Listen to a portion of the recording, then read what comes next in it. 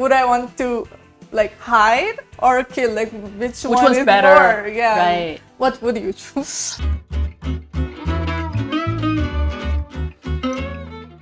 Hello everyone! From dramas and webtoons to novels, explore Korea's story with us. This is Who Reads Story. My name is An Sung-jin and I'm a reporter, and today we have a guest with us. Please introduce yourself. Hi guys, I'm Shweta Salian. I'm from India. I'm currently a master's student here, and I also share my journey in Korea as a student, and also just like share my love for K culture, whether it's food or like K beauty, everything. Everything. Yeah. Great. Excited to have you, and excited to talk about all sorts of things about Korea, especially Korean content or Korean culture today. So today we're going to be discussing about the Netflix series Squid Game Season 3, which has once again shaken the world following Season 1 and Season 2. And it ranked #1 in 93 countries immediately after its release, which I feel like is quite amazing for a Netflix show. And it has actually reached about 60.1 million views just in the first week. And the Season 3 was mostly anticipated by a lot of our global viewers and Korean viewers as well, which is why we're going to be talking about Squid Game, the series, and more specifically Season 3 as well. And for those of our viewers who haven't watched the season yet, if I were to briefly go over the main plot of Squid Game Season 3, in Season 2 starting from, protagonist Sung Gi-un attempted a rebellion or a coup, but it failed, and the characters must engage in even more fierce battles to survive in this brutal game. The fighting environment has also confined the game as it progresses. Have you had any thoughts while you were watching this game? I personally, when I started Season 1, I thought it was going to be just like a survival game where people just Right. It's like the fight. Hunger Games. Yeah.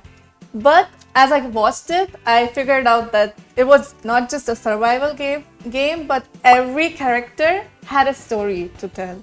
And because of that, people felt more attached, like personally attached to the character, and had some expectations, or like had their favorites who they cheered for till the end. I hope my character doesn't die.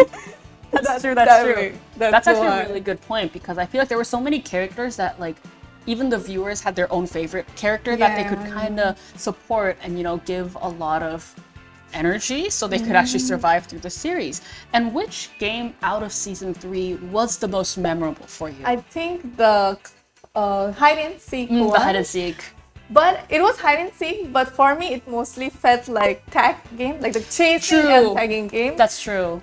And the game also made me wonder, if I was in that place, which one would I choose? Like, would I want to like hide or kill? Like, which one's is better? more? Yeah. Right. What would you choose? For me, I would think out of all the games, I was also gonna say hide and seek. I think I had the similar thought of you. I feel like I'd prefer someone to seek, because if you're hiding, it's kind of scary for you, because you know, if you're hiding, you just have to be so alert. And yeah, hide and seek, and also like the classic Taibuna game back from Season 1, I feel like is also something that's very unique and very significant of Korean culture, which is why I guess within Season 1 we kind of saw that it tries to feature a lot of these unique Korean games, like the Taibuna one that I just talked about, that supposedly a lot of people, even though they're not Korean, they can kind of relate to it. You know, the season itself kind of explains how the game works, and it's also a survival game, so they give you instructions on how you can survive. So I feel like even for the global viewers who perhaps haven't known about the game, it's easy for them to understand. Even the hide and seek that you just mentioned. I feel like Squid Game presents a lot of things, you know, including Korean traditional aspects, but specifically in Season 3, it also shows a lot about the theme of family. I feel like the theme of family becomes really prominent in Season 3. You know, stories of sacrificing for the family, risking one's life, or, you know, actually putting themselves out there for their family, which I think is also a common theme among Korean literature and Korean films as well. You know, in dramas like Little Woman, films like Train to Busan or Parasite, family or the events surrounding family becomes one of the major themes. And this Netflix series also presents characters who are participating to kind of feed their family, to like sustain their family, which is heartwarming at the same time, but also brutal to see because, you know, they put their life out there. And it really shows that struggle between family and survival. Are there many works about the theme of family in your culture in India as well? Yeah, I think not just many. Even if it's like a romance movie, it will be a family On oriented family, movie. really interesting. Because like I feel like India is very family oriented and close to each other, and they make those videos because they feel more relatable. For example, my mom, she never watches like foreign content. She has only watched Hindi movies, but when I showed her a K-drama in India, she was like, "Oh, I can finally relate to this because it was Talking about like family. Then Interesting. the mother sacrifices for the the children child, and right. everything." Interesting. Now, Squid Game has been a series. It started from season 1, passed to season 2, and now it is at season 3. And I guess these seasonal dramas always come with an expectation, as we just talked about in the beginning. And season 3 did kind of come out with these mixed emotions, right? Amid all these expectations. Some said that they really enjoyed it, like you. Yeah. Some were a little bit more disappointed, like Right. myself. I think I enjoyed season 1 and season 2 a little bit more.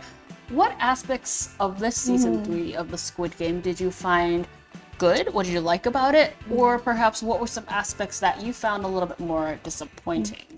Like I said, I enjoyed the show, but at the same time, when I went online and I saw the reviews and why people were disappointed, I could understand. Right. For example, because while I was watching, I didn't like pay too much attention into what like things have. Example, the delivery part, and people were like, "That is so unrealistic. How can like the baby be?" Become- because in right. the season 1, it didn't look like she was like 9 months. Sorry, it's not season 1, season Season 2, right. And All of a sudden, it was like boom, delivered. she pops out a baby. Yeah, that one. And the second one was the detective. The detective part. And he just keeps finding the island, the whole show, and finds it at the end, but like it's of no use. Right, exactly. I think he was one of the characters people anticipated a lot and Right. expected a lot, but then it was like Yeah, no his use. role was so minimal. Like, Yeah, because people in season 2, people thought that maybe he's outside and he's like related to the front man, then he's going to do something. But he didn't But he even didn't. like trust his partner in right, that. exactly. So I understand like right. why.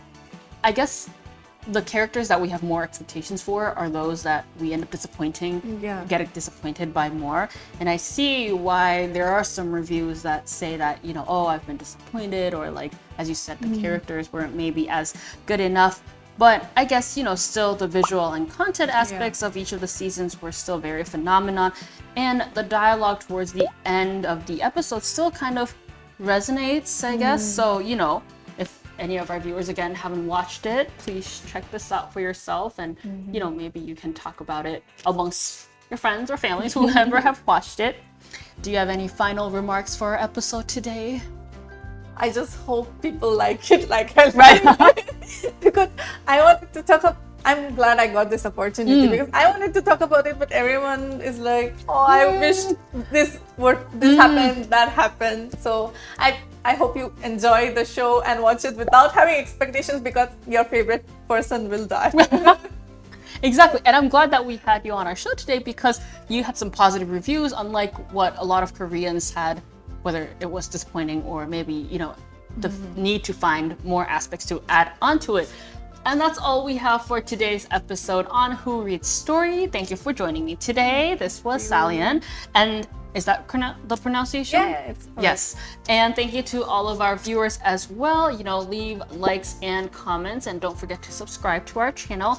I will be returning next week with more interesting stories for our Who Read episode. See you next week. Bye.